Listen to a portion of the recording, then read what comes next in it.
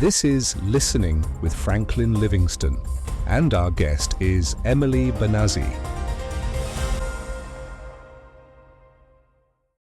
So yeah, what do you think I did, Franklin? What does a person do when you know somebody for 2 months and you're faced with a baby and you're homeless? Well, I wasn't homeless yet. We were about to be homeless. My lease was up. But you had a boyfriend. I had a boyfriend, but we were not living together. So, but he made the baby. I mean, he contributed to it. Of course. So, wasn't he responsible? Well, so what happened was I was eating edamame, which then I was like, ugh, this is gross. I started throwing up. I was like, oh, this is weird. So I was like, okay, I'm definitely pregnant here. What do I do? It's 2016. You remember 2016 at all, right? I remember 2006, right? I know, I'm trying to remember. I was still in the acting school. Oh, okay. Yeah. But anyway, so yeah, what do you think I did? So like I was just studying to get my real estate license. I just graduated from a pretty hard college. I didn't really have much time to like figure things out quite yet, you know? I was like just right there. I also just come back from an awesome caving experience in Puerto Rico. So that was really great. Anyway, so yeah, I went against my religion and I scheduled an abortion. Right? But you were not really following the relative. I wasn't. But But he knew. I knew that was like, bad. So I scheduled that. And that was weird because it just felt so natural to me to be like, well, I'm just going to schedule an abortion. Like, wow. Just you were influenced by the pop culture. But yeah, but like, wow. Can you believe that it worked? That it literally got me to think that I'm just going to like sterilize myself like that. That's just kind of a deep situation right there. Really. It is. And just to kind of realize like that you really aren't living like your truth like this whole time. Like you're just living this way because you think that that's the right way. It's just crazy to me. Like that was my first reaction. Come on, that's really lame. So I scheduled it and I went to the place and I was like, okay, they do an ultrasound to make sure that you actually are. They give you like a little picture, look like a little bunch of grapes, tiny little cells, whatever. And then I was like, yeah, I'm just going to do this. Like, it's fine. And my appointment's like 2 weeks, whatever. And I didn't tell anybody. And then like a couple of days later, I'm at my real estate freaking course and there's a break. And I just like called my mom. And I was like, hey, Mom. The hell? I thought I was going to get reamed out. I thought I was going to get disowned because, like, what the heck? Like, what are you doing? Like, getting pregnant? Are you kidding me? You're not even married, you know what I mean? Who is this person? Right? You only know this person. All the things that they could say. She didn't say any of that. She was just like, come home. She's just like, bring the baby home. And I was just like, what? Mm. Like, she just like, what do you mean? Like, yeah, you're going to have it. What are you talking about? Mm. Like, just so casual. So casual. And I really appreciated that because my mom has been so extreme with so many other things. And like so elaborate with things and like over exaggerate with things, So it's like this one thing I just felt like, what? I felt like a really stable rock with that. I was like, wow, maybe I can do this. And then obviously like the second person I call is, my fiance. So I'm like, all right, I got something to tell you. And he's like, that's great.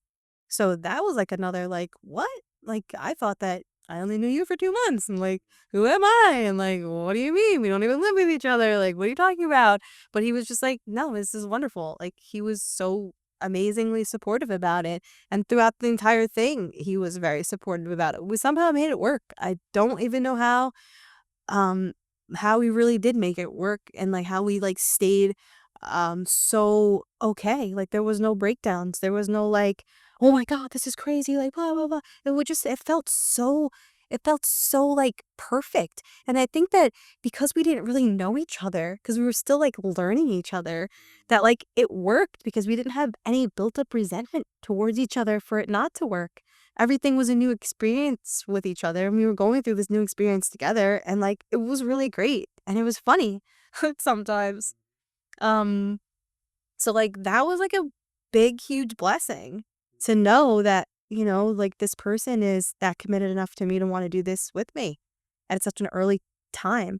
And his background's really neat too. Like he has his whole family is believes in God and very, centered around that, and has the traditional values with that, which is respectable too. And we honor the same things when it comes to that.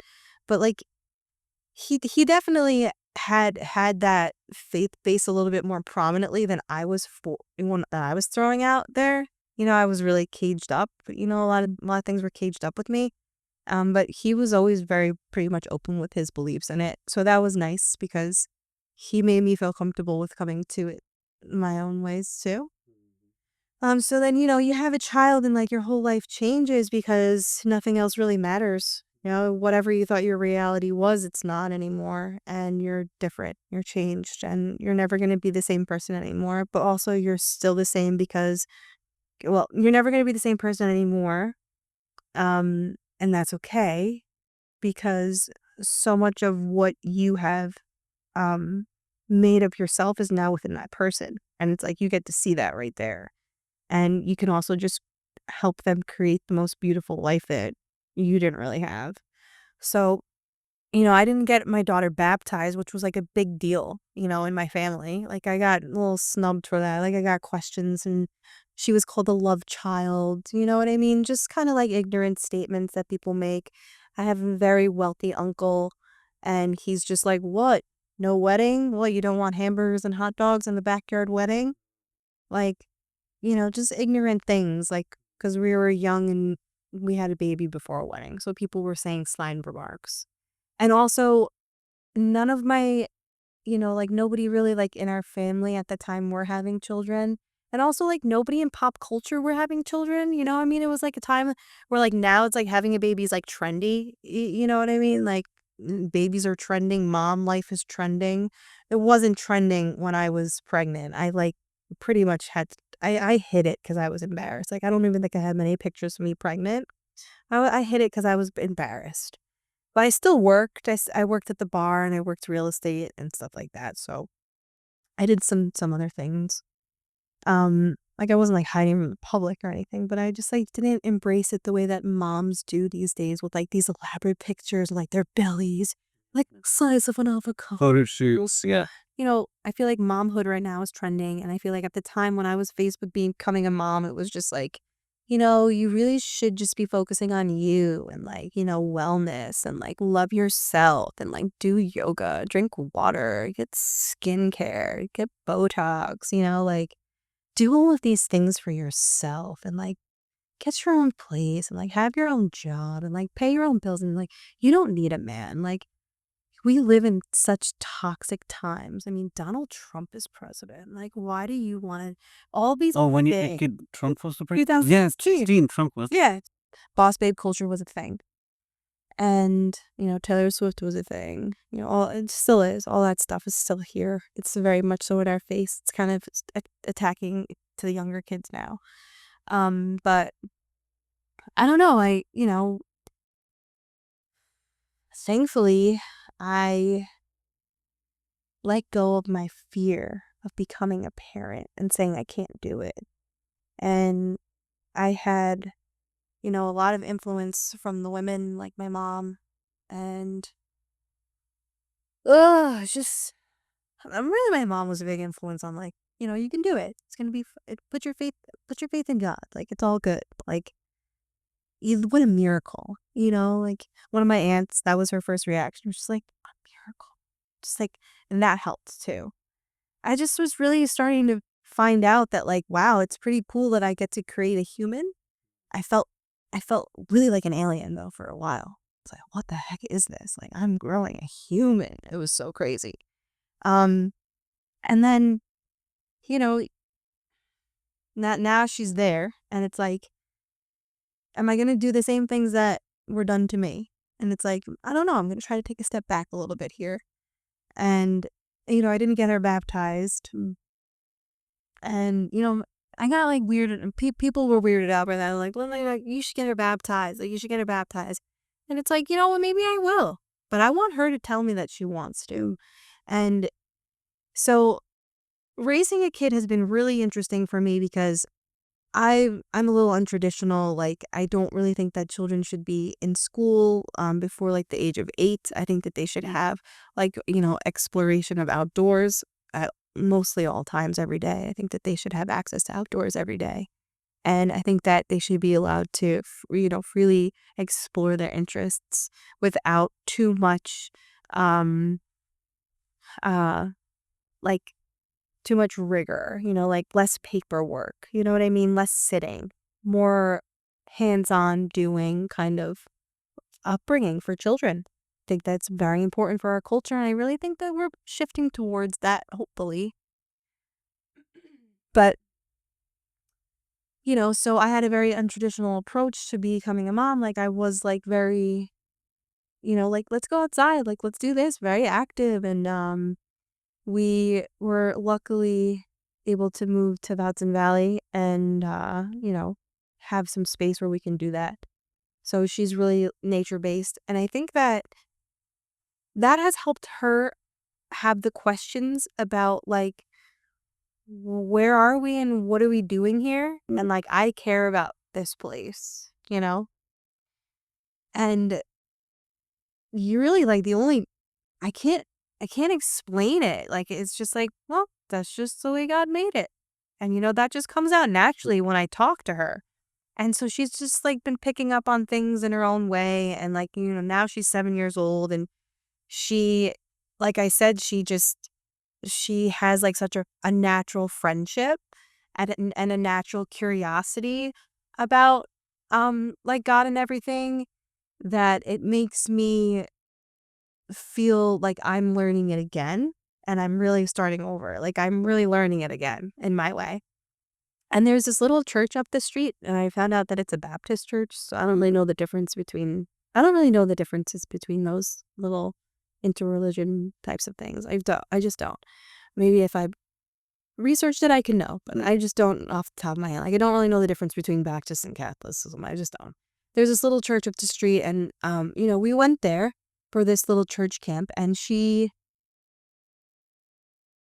was like, why are they lying?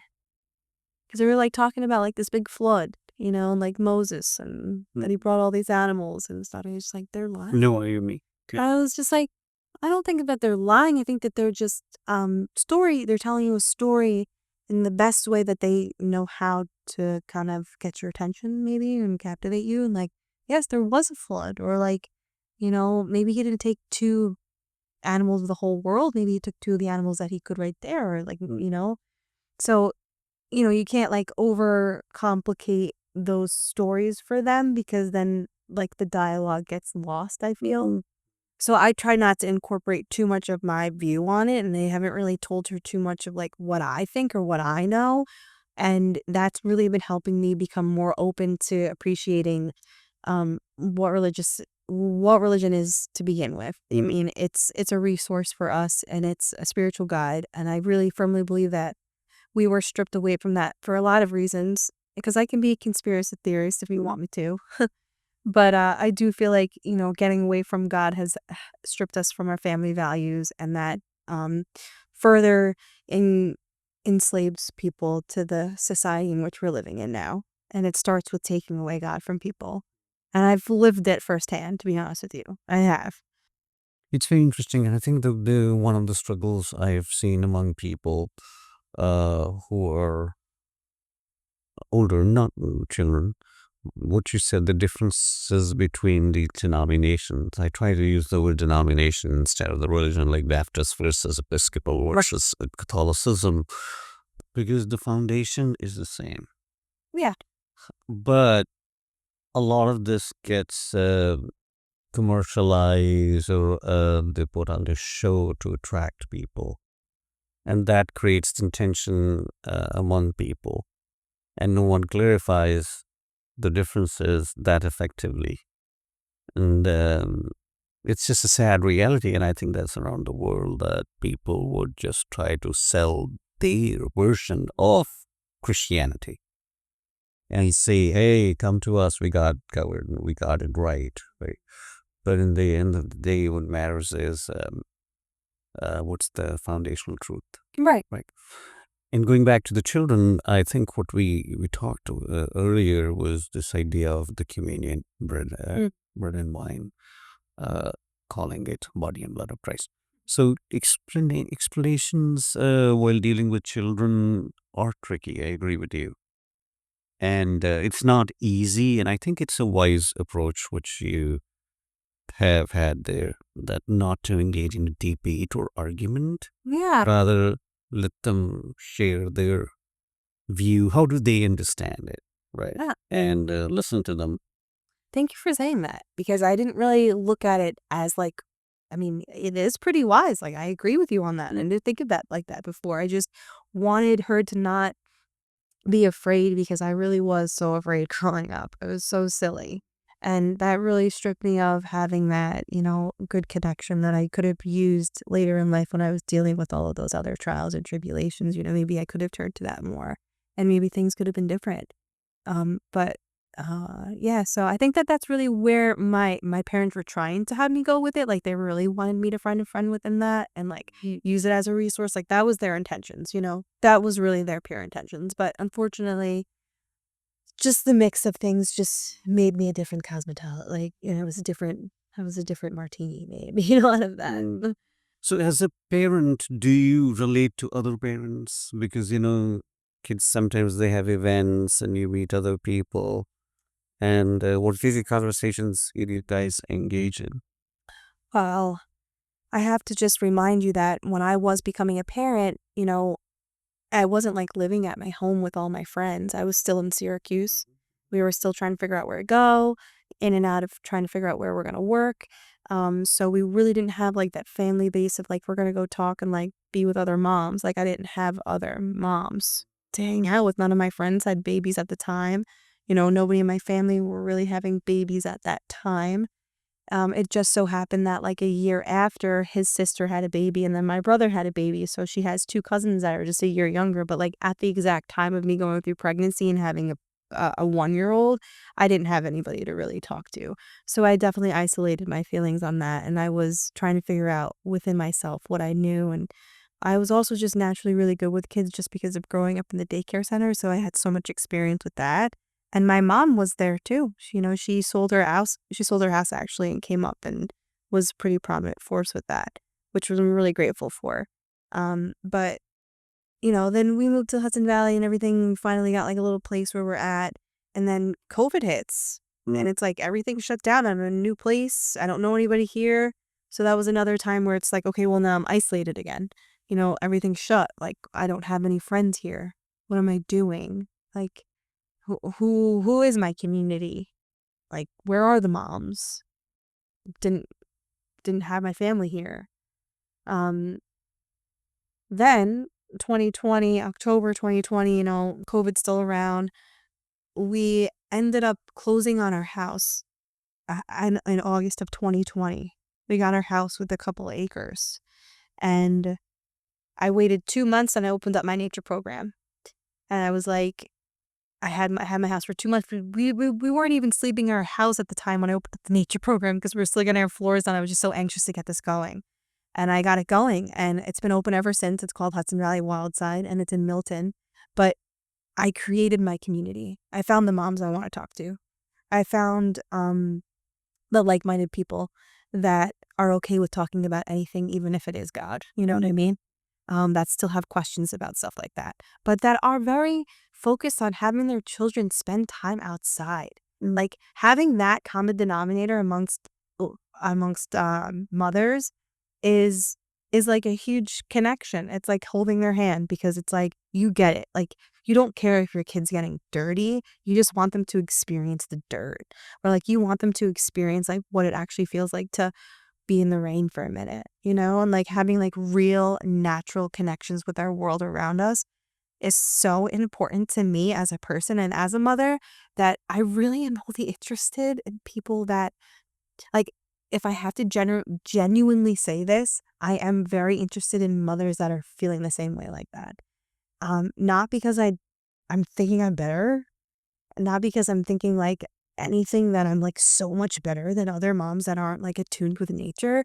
I just don't feel like they get me. Like I feel like moms that aren't in tune with nature, they just don't get me. They look down on me. Like, why do you care about those things? It's a bug. Like, or just like, yeah, who cares? It's a bug. Like rushed culture, or just like overlooking culture, and then uh nature's only there for convenience from when I want it for recreation. That's it. That's it. Nature can't come into my house. I can go to nature, but nature's not with me. I could visit nature, but I am not nature. Actually, you are nature. Like you are nature. Like you are literally nature. We are the color of nature. It's so beautiful. Um, and that's where I found my community with people, is creating that space. And I think that there needs to be more people that do create their spaces, because if you really do put yourself out there, like you said, in the genuine way where you're doing it maybe with passion or Christ behind you, or like for the betterment of good, it's going to happen for you. Like you're going to find your people. And I don't know if I relinquished my trust in Christ for that.